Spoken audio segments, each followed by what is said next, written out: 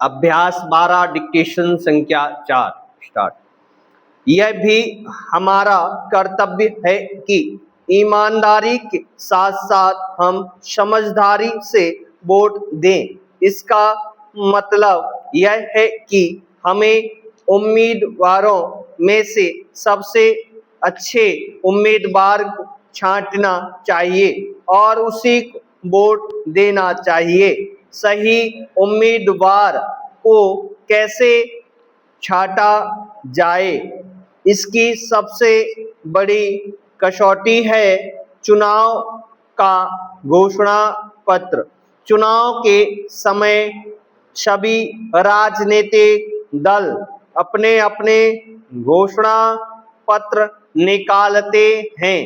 हर घोषणा पत्र में उक्त दल जनता को बताता है कि उसके उद्देश्य और सिद्धांत क्या हैं और उसे सरकार बनाने का मौका मिला तो वह इसको किस प्रकार पूरा करेगा।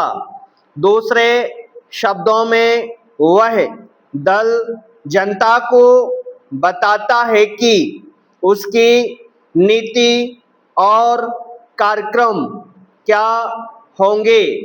जनता के सामने जो बड़ी बड़ी समस्याएं होती हैं उनका वह दल किस प्रकार से हल करेगा, यह भी इन घोषणा पत्रों में बताया जाता है।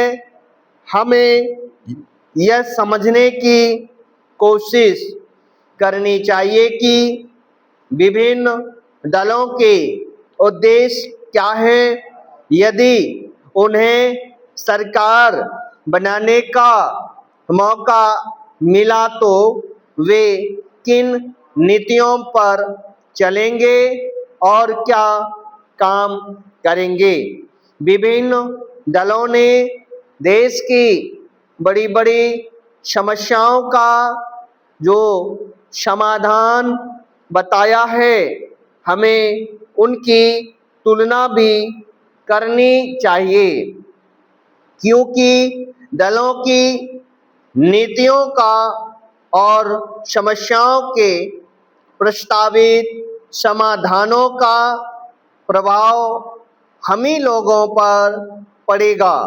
पैराग्राफ इन सारी बातों का सावधानी पूर्वक अध्ययन करने के बाद हमें ऐसे उम्मीदवार को वोट देना चाहिए जिसका दल हमारी समझ से देश की भलाई और तरक्की के लिए काम करे।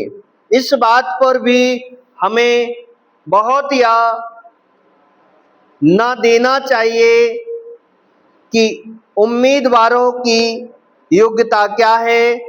यह बहुत आवश्यक है, क्योंकि अगर कोई दल चुनाव में योग्य या सही ढंग के लोगों को खड़ा नहीं करता तो वह जीतने पर देश का शासन अच्छी तरह से नहीं चला सकेगा।